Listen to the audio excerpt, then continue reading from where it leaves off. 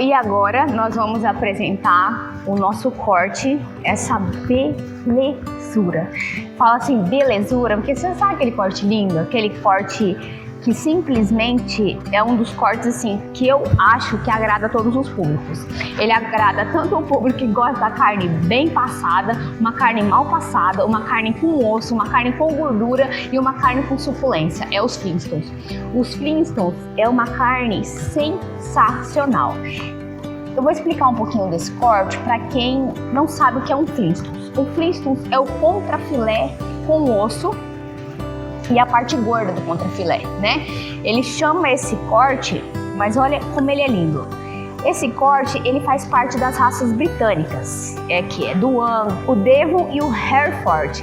São essas raças britânicas que são uma ótima suculência, carnes com qualidades. E por incrível que pareça, e com certeza, a Celeiro trabalha com essas raças. Até quando vocês vêm aqui dar uma olhada, tá escrito aqui, ó, raças britânicas, que são essas raças consideradas nobres, né? E com o mercado cada dia atingindo mais o mercado. Uma carne de qualidade.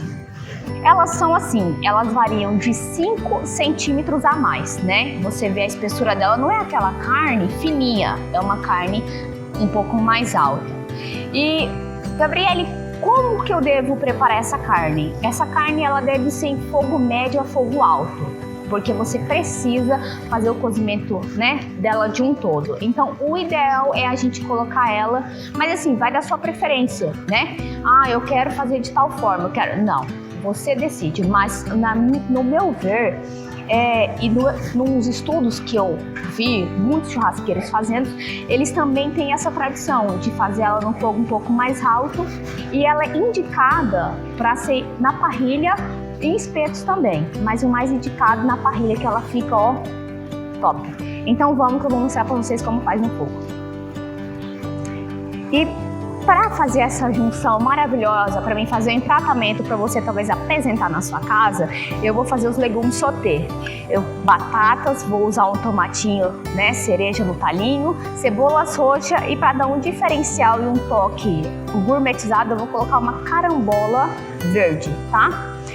O sal, eu vou explicar para vocês aqui qual que é o ponto que eu vou pôr, mas por enquanto é isso. Agora eu vou levar ela à churrasqueira, lembrando que hoje eu estou usando apenas a lenha, tá? Hoje eu não estou introduzindo carvão, hoje eu vou assar ela totalmente na lenha, e a lenha de eucalipto. Mas vocês fazem da forma que vocês tiverem em casa e com o que vocês quiserem. Mas é claro que eu havia dito para vocês que eu vou explicar para vocês a diferença da lenha e do carvão. Por que usar lenha, por que usar carvão, qual tipo de carne, mas por enquanto eu de preferência vou fazer na lenha, tá? Ainda mais a minha lenha São Bento, que é uma ótima lenha. Vocês podem depois, eu vou mostrar para vocês que ela não é aquela lenha que se... sabe, desmancha, ela mantém a estrutura. Bom, eu ia pegar com o garfo aqui, mas olha o tamanho dessa criança, não vai ter como, tem que secar a mão mesmo. Lembrando que ela vem com esse papelotezinho aqui, tá? Vocês dão uma certa tirada, pra dar um up, tá? Tira. Eu vou colocar ela sem sal, porque eu quero a suculência dela dessa forma, e eu vou salgar no final. Mas eu já vi em casos que as pessoas salgam ela antes e colocam na churrasqueira. Um fogo alto, tá? Não é um fogo baixo, vou colocar ela no fogo alto e grelhar ela dos lados. Olha o barulho. Adoro esse barulho. Eu acabei de tirar ele da churrasqueira e eu vou temperar ele agora, no final, tá? Não vou temperar ele antes, igual havia dito. Eu tempero ele agora no final, eu deixo ele descansar um pouquinho. E aí eu jogo um salzinho, que é agora que ele vai pegar aquele sabor. Isso é preferência, tá? A gente vai estudar também um pouco disso do antes e depois do sal. Mas acredita-se que quando você tempera a carne antes de ir ao fogo, ela perde bastante da suculência.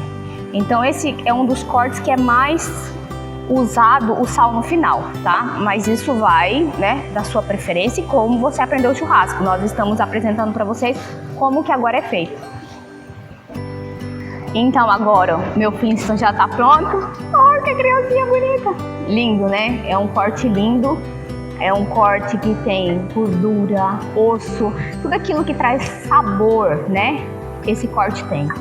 Eu coloquei algumas cebolinhas roxas na brasa para dar esse toque assim, sabe? Essa cor, essa corância.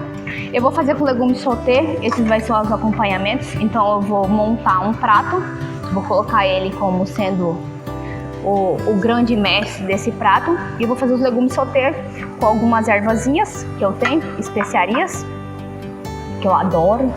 E vou fazer ele com azeite e um pouco de manteiga.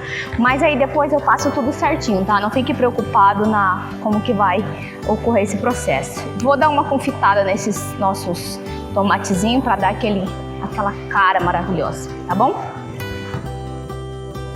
Agora nós vamos preparar os nossos legumes sauté, né? Para dar aquele acompanhamento legal com nossos Flintstones.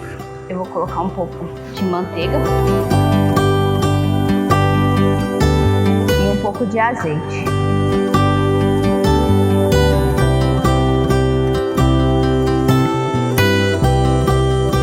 Para dar aquela aquecida. Primeiro eu vou jogar as minhas batatas. Eu peguei aquelas mini batatinhas.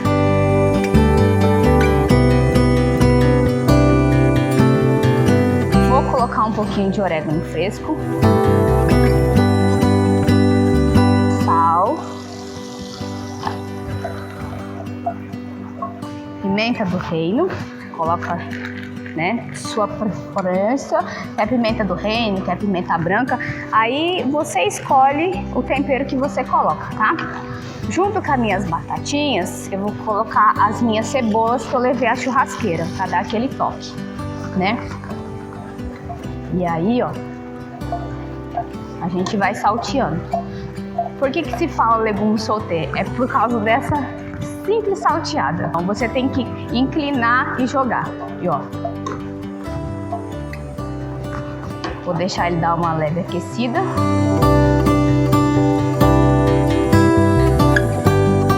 Como eu tô usando esse tomilho, que ele já estava ressecado, eu gosto sempre de esfregar a erva porque ela volta ao sabor natural que ela tinha. Às vezes ela parada, ela não tem o mesmo gosto. Quando você macera ela na mão, ela retorna o aroma e até o sabor, tá? Agora aqui, que vai ser um diferencial, eu vou colocar minhas carambolas verdes.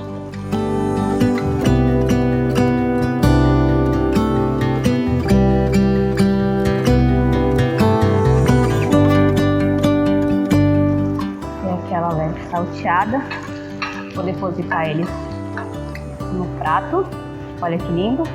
E agora eu vou vir com o meu tomatinho cereja confitado. Eles estão lavadinhos, coloquei azeite e aqui a gente coloca eles para dar aquela leve picadinha. Vou colocar mais um pouco, azeite e sal.